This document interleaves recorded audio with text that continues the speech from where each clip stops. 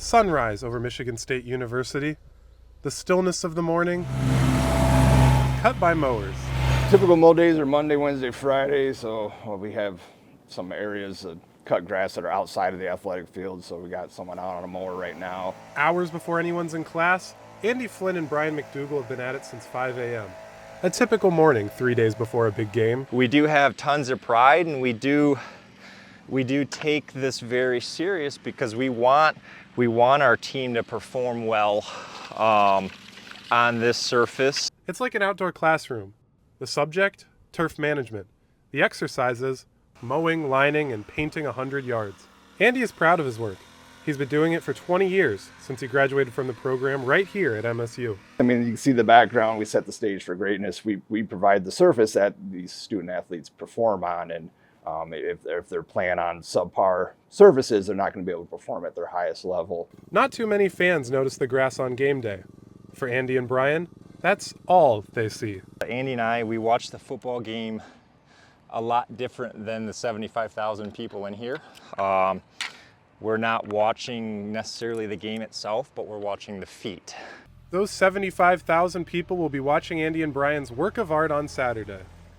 But here, just a mile down the road, shows off the artwork of one man. Artwork that millions have seen for decades. We've had a strong turfgrass teaching program for, a good 50 years now. Call Dr. Rogers the chief surgeon of the turfgrass program, considered one of the best in the country. Your research, that changes. The students, they're pretty constant. One of his fondest memories, when he was asked to work on what seemed like an impossible project. Winalda. Oh, it's in! America have equalised! Create a real grass field inside for the World Cup.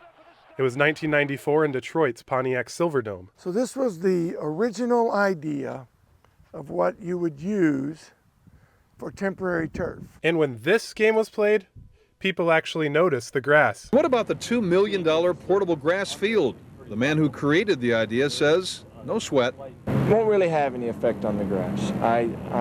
We've been able to take enough precautions and things along these lines and this is a very tough turf to begin with. Yes, that was a 30-some-year-old Trey at his first World Cup. It's first, and not only, because with the tournament returning to America in 2026, he's coming back with it. A lot of changes.